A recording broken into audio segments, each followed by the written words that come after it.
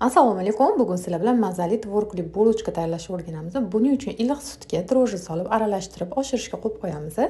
Endi alohida idishga tuxum solamiz, shakar solamiz, tuz va vanilin solib yaxshilab aralashtirib, oshgan dro'jali massamizni solamiz va sariyog' eritib solamiz, aralashtirib olamiz. So'ng unimizni solib, oz-ozdan solib, qo'limizda yumshoq xamir qorib olamiz. Xamirimiz bilan yaxshilab ishlaymiz, qo'limizda mana oshirishga endi qo'yib qo'yamiz. Endi tvorogli nachinka tayyorlab olamiz. Buning uchun quruq tvorogga shakar, kraxmal, tuxum oqi solib yaxshilab aralashtirib olamiz. Bu orada xamirlarimiz ham oshib chiqdi. Xamirimizni endi teng 8 ta bo'lakka bo'lib olamiz. Dumaloq zuvalachali yasab olamiz.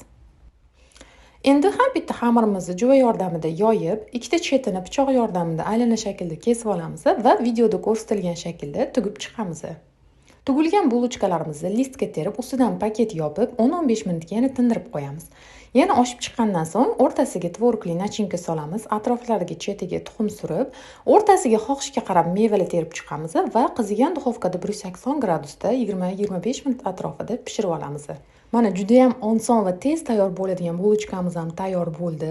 Juda ham mazali chiqadi. Albatta bolajonlarimizga ham o'z qo'linglar bilan uyda tayyorlab bersanglar juda ham xursand bo'lishadi. Yoqqan bo'lsa sizlardan reaksiyalar kutib qolaman. Keyingi videolarga qadar omon bo'linglar.